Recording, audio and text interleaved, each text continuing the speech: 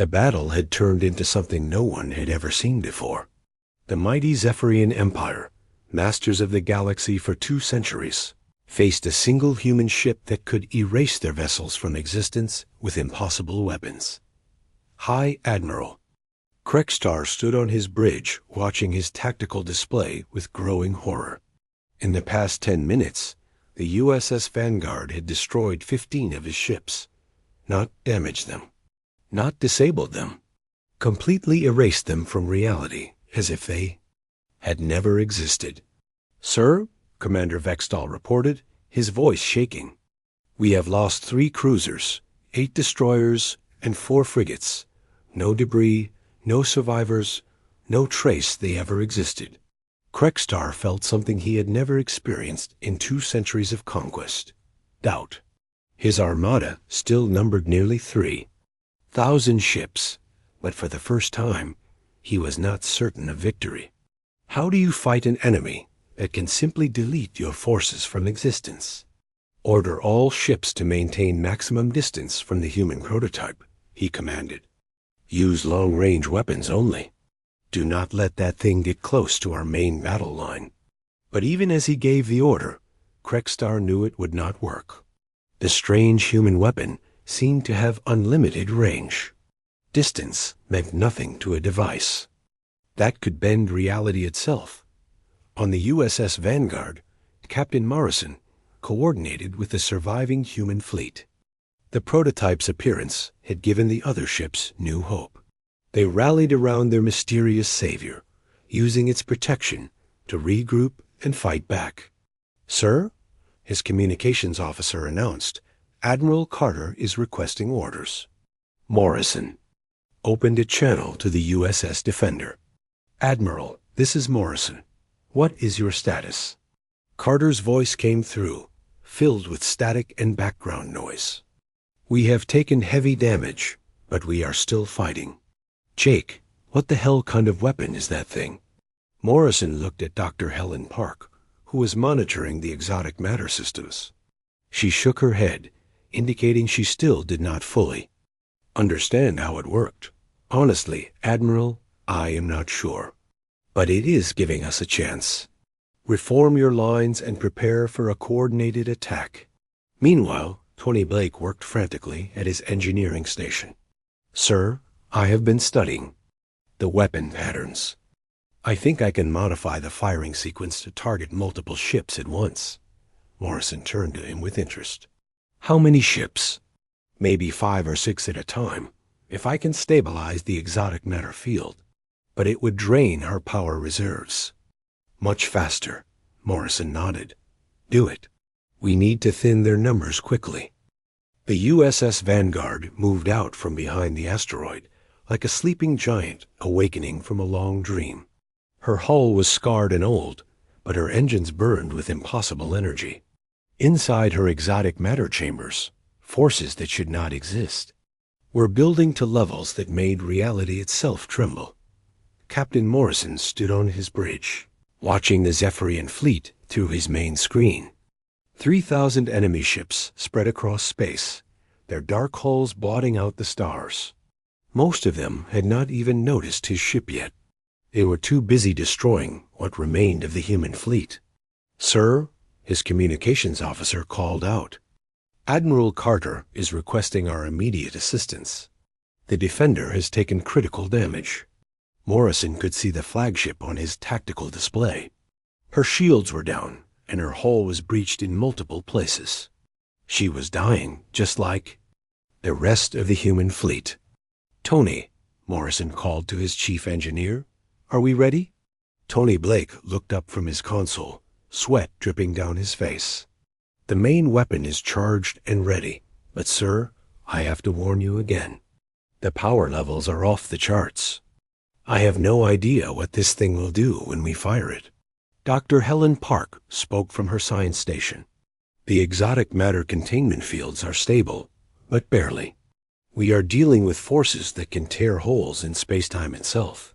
One mistake, and we could destroy ourselves along with the enemy." Morrison nodded. He understood the risks, but doing nothing meant watching Earth die along with everyone he had ever cared about. "Target the nearest Zephyrian cruiser," he ordered. "Let us see what this old girl can do." On the bridge of the Dominion's edge, High Admiral Krekstar finally noticed the approaching human ship.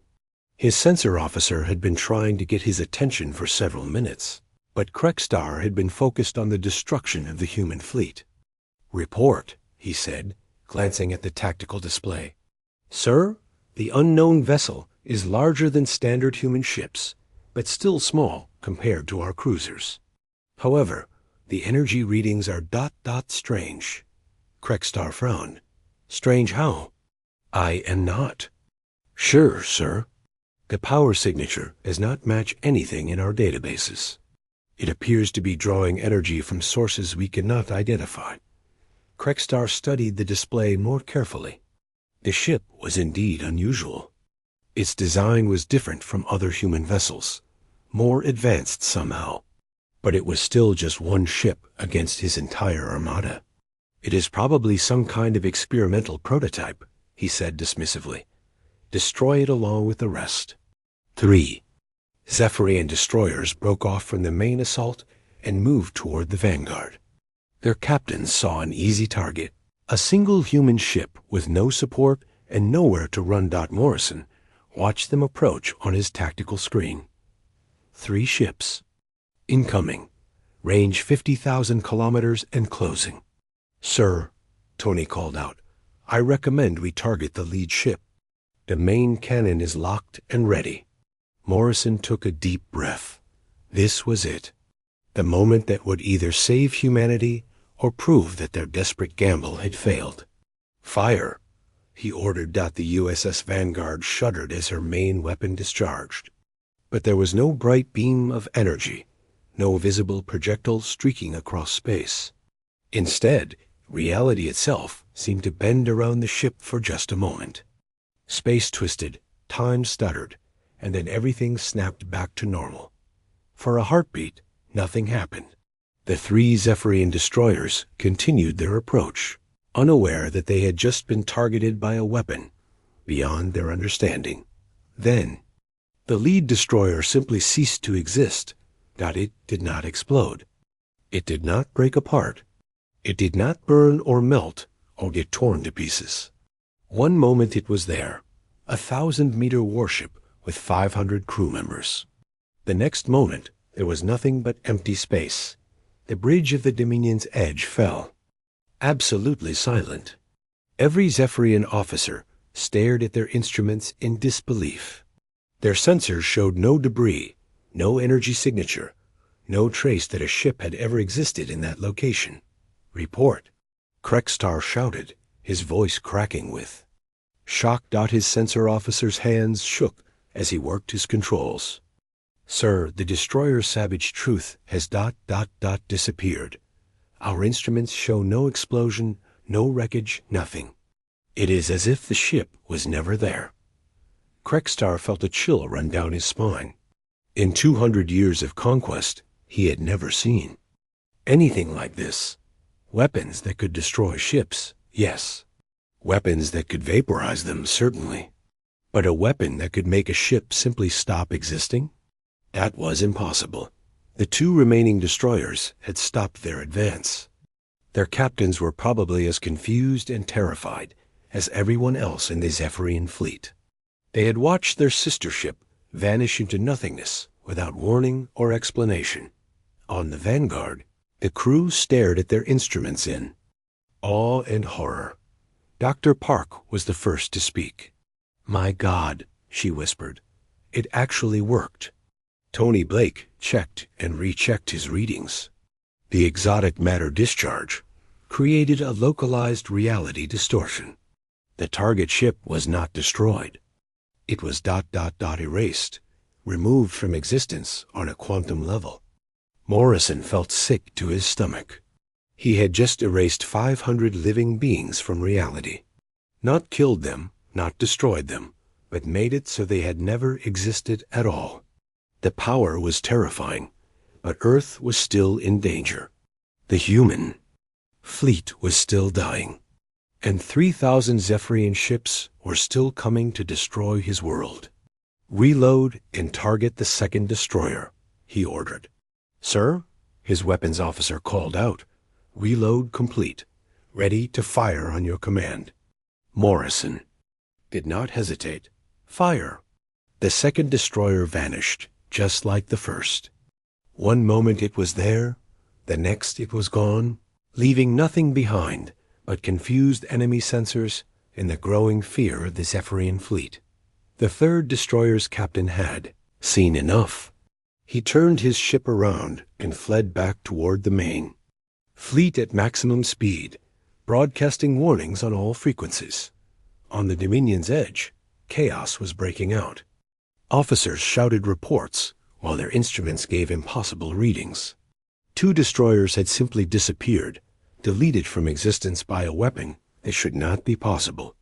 "All ships, emergency tactical assessment," Krekstar ordered, his voice steady despite his growing fear.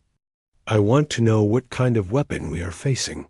But his tactical officers had no answers.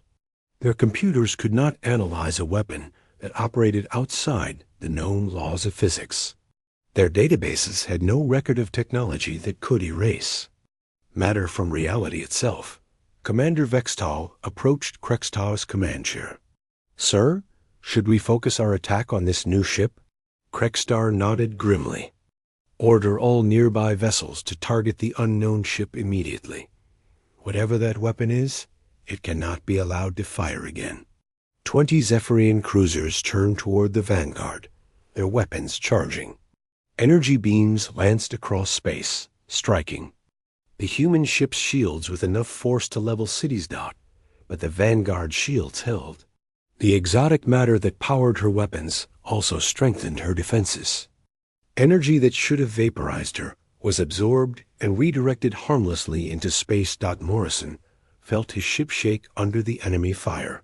"Shields holding at 90%, his tactical officer reported. "But they are concentrating their fire." "On us?" "Good," Morrison replied grimly. "Let them waste their time on us instead of killing the fleet." "Tony, how fast can we fire that main gun?" 30 seconds between shots, Tony replied. "The exotic matter chambers need time to rebuild the charge." Morrison nodded. 30 seconds between shots meant he could erase one enemy ship every half-minute. Against 3,000 ships, it would take hours to make a real difference. But every ship he destroyed was one less gun firing at the human fleet. "Target the largest cruiser and fire when ready," he ordered. The Vanguard's impossible weapon spoke again. Another enemy ship simply stopped existing, erased from reality as if it had never been built. Then another, and another. High Admiral Krekstar watched his ships disappear one by one and felt something he had not experienced in 2 centuries of warfare. Genuine fear. Not fear of defeat, not fear of death, but fear of the unknown. Fear of a weapon that could unmake reality itself. For the first time in the history of the Zephyrian Empire, their overwhelming technological advantage meant nothing. They were facing something beyond their understanding, something that made their mighty armada look like children playing with toys. The humans had found a way to fight back, and suddenly the outcome of this battle was no longer certain. The Zephyrian armada dropped out of hyperspace like a nightmare made real. 3,000 ships appeared in perfect formation, blotting out the stars with their dark hulls. At the front, through the Dominion's edge, a massive fortress bristling with enough weapons to destroy entire worlds. High Admiral Krekstar stood on his bridge and watched the human fleet through his tactical display. 200 small ships arranged in a defensive line near the asteroid belt. They looked like toys compared to his warships. "Begin long-range scanning," he ordered. "I want to know everything about their capabilities before we start the demonstration." His officers worked quickly at their stations. Data flowed across the screens, showing human ship designs, weapon types, and shield strength. Everything confirmed what Krekstar already knew. This would not be a battle. It would be target practice. Their largest ship mounts plasma cannons with an effective range of 50,000 kilometers, reported his weapons officer. Our shields can absorb those hits indefinitely. And their missiles? Nuclear warheads. Primitive fusion bombs. Our point defense grid will destroy them long before they reach us. Krekstar smiled. The humans were brave. He would give them that. But bravery meant nothing against superior technology. Signal the fleet. We advance in standard formation. Destroy. Half their ships in the first volley, then demand surrender. I want them to understand how hopeless this is. Aboard the USS Defender, Admiral Carter watched the enemy fleet approach. Her tactical display showed impossible numbers. 3,000 red dots moving toward her 200 blue ones. She had fought in dozens of battles, but nothing like this. All ships. This is Admiral Carter, she said into her communicator. The enemy is advancing. Remember your training. Fight smart, fight hard, and make every shot count.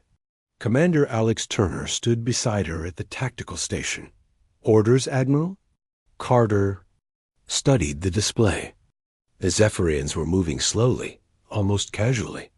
They were not even trying to be tactical about it. They knew they had already won. Wait for them to get closer, she said. Let them think we are just sitting here waiting to die. Then hit them. With everything we have got, maybe we can surprise them. Turner nodded, but they both knew the truth. Surprise would only buy them a few extra minutes. Against odds like this, there was no real hope of victory. On the Zephyrian flagship, Krekstar watched his fleet close the distance. At 50,000 kilometers, they would be in range of human weapons. At 30,000, his own guns could start the slaughter. Sir, his communications officer called out.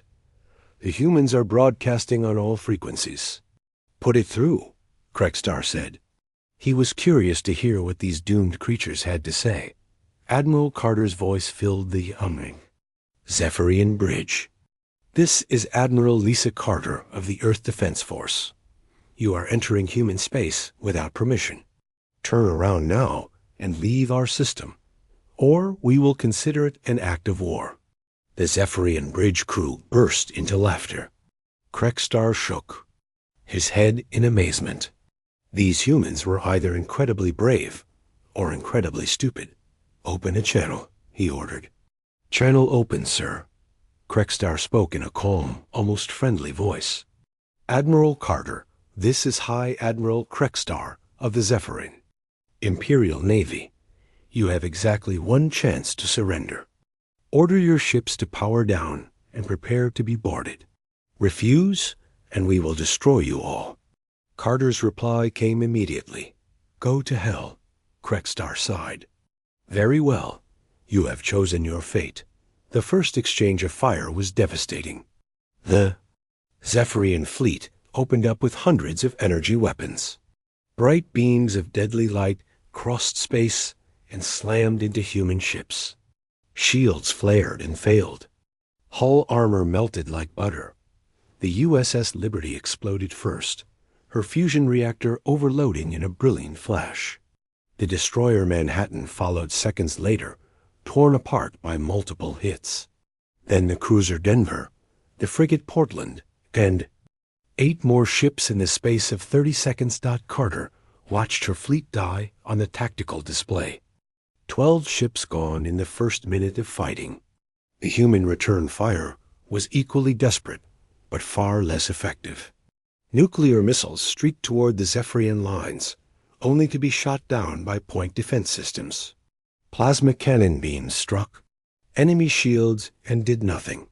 Damage report. Carter shouted over the noise of alarms.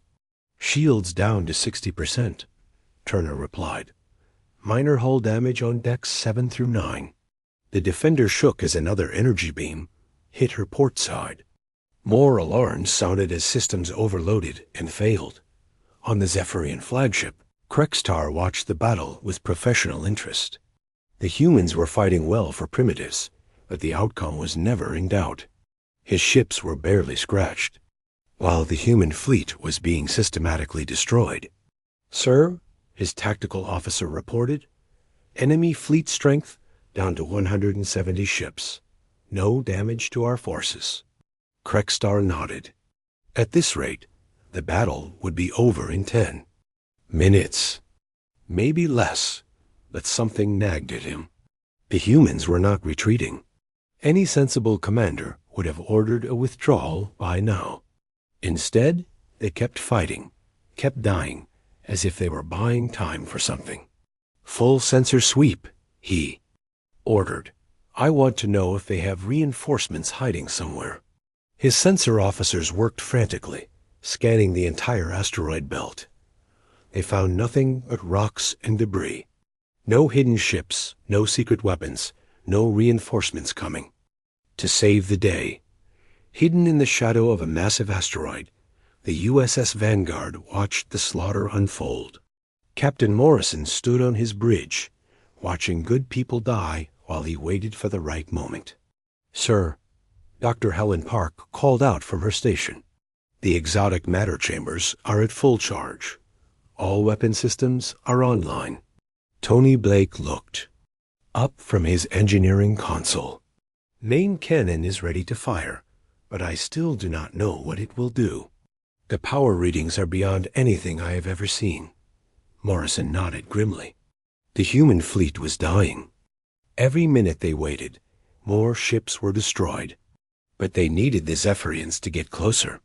They needed them confident and careless. On his tactical display, Morrison could see the enemy formation. The big ships were hanging back while smaller vessels moved forward to finish off the human fleet. Perfect. Exactly what he had hoped for.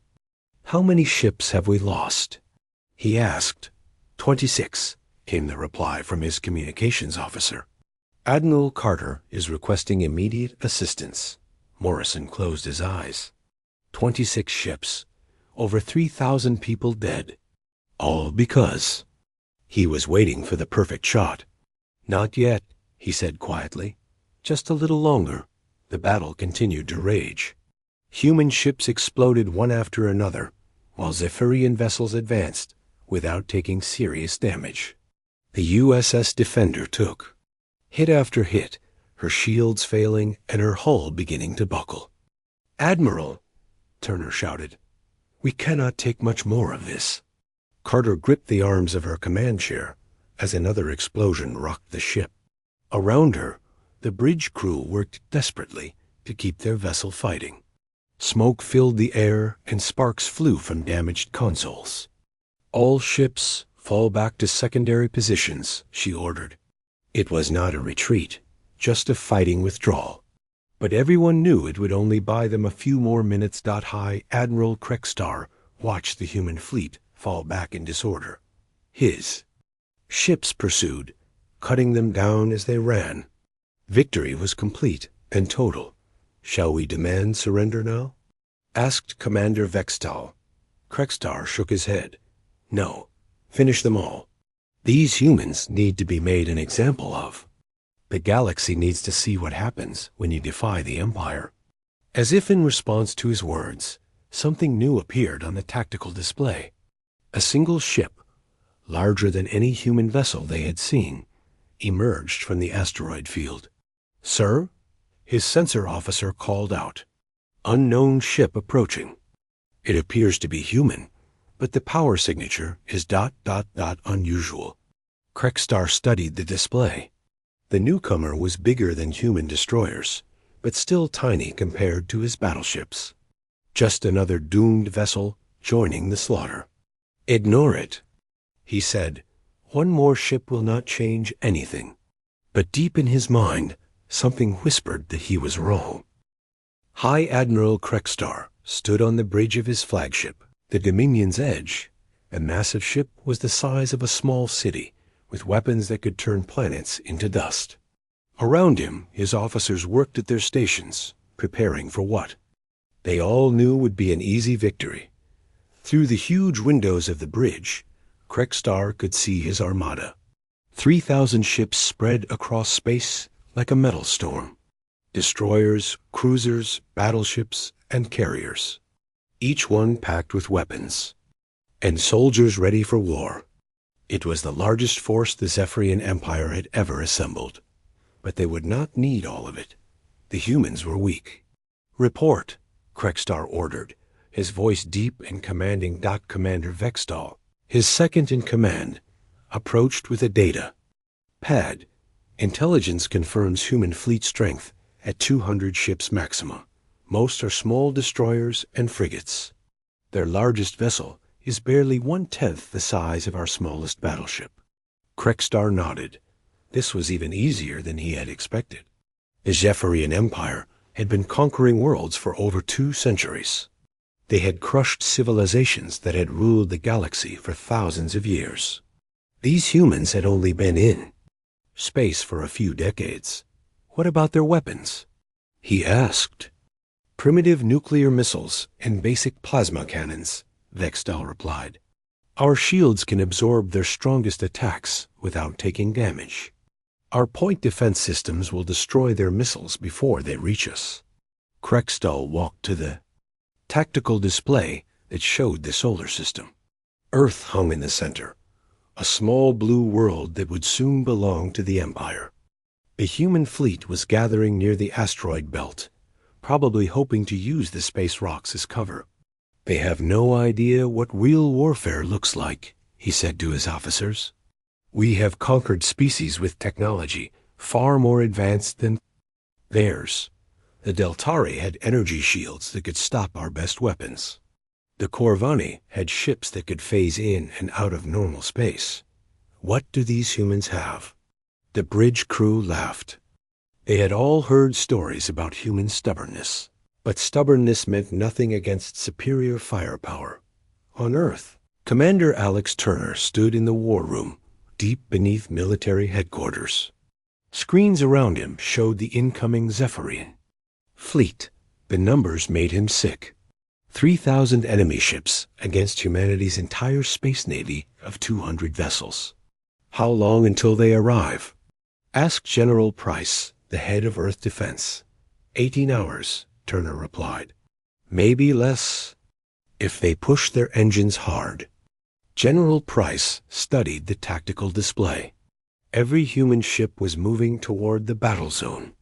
Ships from Mars, Europa, the outer colonies. Everything they had was being thrown into this fight. "What are our chances?" Price asked, though he probably already knew the answer. Turner did the math in his head. "If we are very lucky and very smart, we might last 20 minutes. If we are unlucky, it will be over in 5. The room fell silent. Everyone knew this day might come. Humanity had always known that expanding into space meant eventually meeting stronger civilizations. They just hoped they would have more time to prepare. "What about the Vanguard?" Price asked. Turner shrugged. "No word from Captain Morrison yet. Even if they get it working, it is still just one ship." Meanwhile, in the asteroid belt, the human fleet took up defensive positions.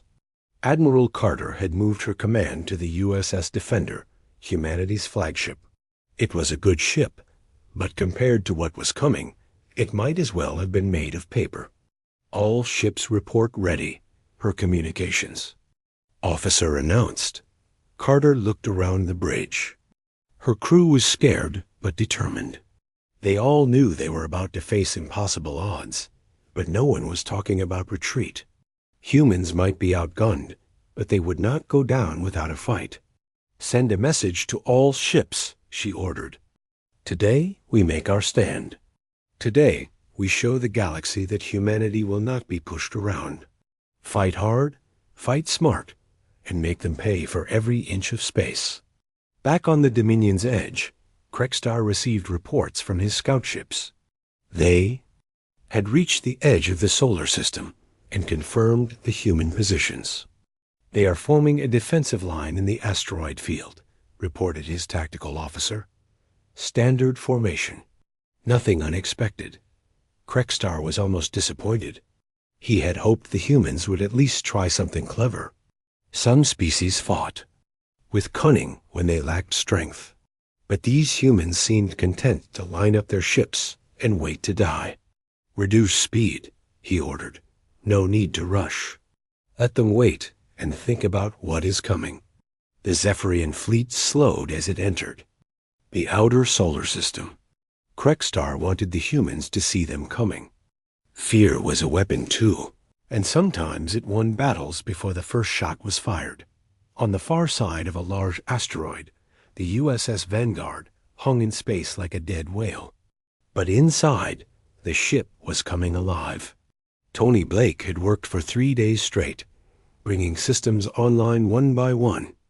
"Main engines are operational," he reported to Captain Morrison. "Not at full power, but they will move us when we need to move." Dr. Helen Park looked up from her science station. "The exotic matter containment system is stable." "I still do not understand how it works, but the readings look good." Morrison nodded. "What about weapons?" Tony hesitated. "I got the main cannon online, but I have no idea what it will do when we fire it. The power readings are off the charts. According to these instruments, this weapon draws more energy than our entire fleet combined." Morrison felt a chill run down his spine. "Will it work?" "There is only one way to find out," Tony replied. "The Vanguard had a crew of only 40 people. Volunteers all, and every one of them knew they might not survive the next few hours. But they also knew that if they did nothing, Earth would be destroyed anyway." Morrison walked to the front of the bridge and looked out at the stars. Somewhere out there, 3,000 enemy ships were getting closer every minute. The human fleet was preparing to make their last stand, and he was sitting in a ship that might be humanity's salvation or its final mistake. "How much longer?" he asked. Helen checked her instruments. "The Zephyrian fleet will reach our outer defense line in 6 hours." Morrison nodded. "Then we wait. Let them start the fight. Let them think they are winning. And then we show them what humanity can really do." The Vanguard powered down its engines and went completely silent. Its experimental stealth systems made it invisible to most sensors. From the outside, it looked like just another piece of space junk floating in the asteroid field. But inside, 40 humans prepared to either save their world or die, trying. The Zephyrian Empire was about to learn that underestimating humanity was the biggest mistake they could make. Captain Jake Morrison stepped out of his shuttle and onto the cold metal floor of the abandoned shipyard. The place felt dead. No workers, no sounds of building, just empty space and old machines covered in dust. He pulled his coat tighter around him as he walked deeper into the facility. The shipyard sat on the dark side of the moon, far from Earth and far from anyone who might ask questions. Most people had forgotten this place existed. The military brass wanted it that way. Too many secrets here. Too many failed experiments. Admiral Lisa Carter walked beside him, her boots making sharp sounds on the metal floor. She was a tough woman, with gray hair and tired eyes. She had seen too many wars and lost too many good people. Today, she was asking Jake to take on what might be the most dangerous mission in human history. "There it is," she said, pointing ahead. Jake stopped walking and stared. In front of them sat the biggest ship he had ever seen. It was twice the size of any warship in the human fleet, but it looked old and broken. Rust covered parts of the hull. One of the engine pods hung at a weird angle. Dust had built up so thick in some places that it looked like snow. "This is the USS Vanguard," Carter said. 30 years ago, it was supposed to be humanity's greatest weapon. Instead, it became our most expensive mistake. Jake walked around the ship slowly. Up close, it looked even worse. Cables hung loose from open panels. Some of the armor plates had fallen off completely. The main guns looked like they had never been finished. Whatever this thing was supposed to be, it clearly did not work. "What happened to it?" Jake asked. Carter sighed. The engineers who built it said it was too advanced. The weapons were too powerful. The engines used technology that no one understood. During the first test, something went wrong. 3 people died. The project got shut down immediately. Jake touched the hull with his hand. The metal felt cold and dead. And now you want me to fly this thing? The Zephyrian Empire gave us an ultimatum yesterday, Carter said. Her voice was flat and serious. Surrender in 7 days, or they will destroy Earth completely. Their armada is already on the way.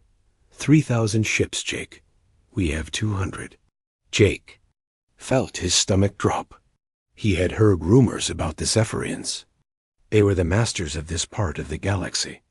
Their technology was hundreds of years ahead of anything humans had. They had conquered dozens of worlds without breaking a sweat. 3,000 ships, he repeated. We do not stand a chance. No, we do not, Carter agreed. Unless this old piece of junk actually works. They walked up the loading ramp and into the ship. The inside looked better than the outside, but not by much. Emergency lights gave everything a red glow. The air smelled stale and metallic. Their footsteps echoed in the empty corridors. Carter led him to the bridge.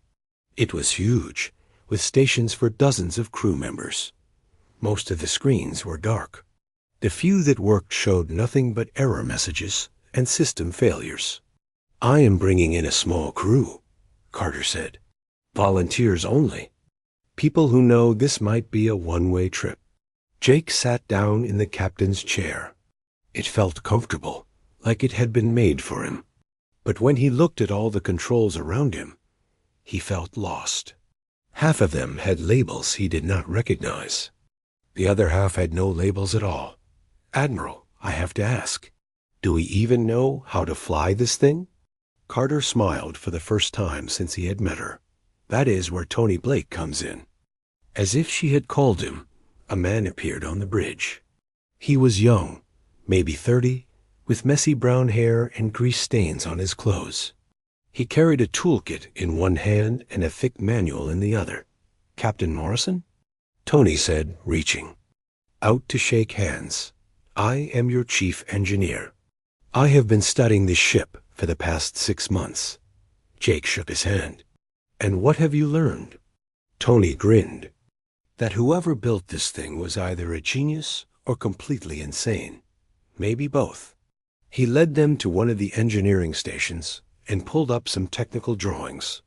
The ship's design was unlike anything Jake had ever seen. The engines used something called exotic matter containment. The weapons ran on principles that seemed to break the laws of physics.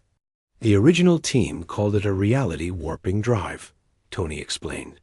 Instead of just moving through space, it can change the rules of space around it. And the weapons ... He shook his head. I am still trying to figure out how they work. A new voice spoke from behind them. I might be able to help with that. They turned to see a woman in a science officer's uniform. She was tall and thin with short black hair and intelligent eyes. She carried herself like someone used to being the smartest person in the room. Dr. Helen Park, she said, introducing herself. Theoretical physics. I have been reading the original research notes. Jake nodded to her. And what do they tell you? Helen looked serious. That the people who built this ship discovered something incredible. They found a way to manipulate the basic forces that hold reality together. But they also found out why no one had ever tried it before. Why? Carter asked. Because it is incredibly dangerous. One mistake and you could tear a hole in space itself. Another mistake and you could erase everything within 1,000,000 miles. The bridge fell quiet. Jake looked around at his new crew. An engineer who did not fully understand the technology. A scientist who thought the ship might destroy them all. And an admiral who was asking them to save humanity with a weapon that might not work. How long to get it running? He asked Tony. Give me 3 days, Tony said. I can get the engines online and maybe one of the weapon systems. Jake nodded. And we better get started. As his crew went to work, Jake remained on the bridge alone. Through the front windows, he could see Earth hanging in space like a blue marble. 3,000. Enemy ships were coming to destroy his home. All he had to stop them was a broken prototype that might kill him before he ever got to fire a shot. But it was better than doing nothing. It was better than giving up. Jake Morrison had been a fighter pilot, a ship captain, and a military officer. For 20 years. He had never backed down from a fight, no matter how bad the odds looked. He was not about to start now.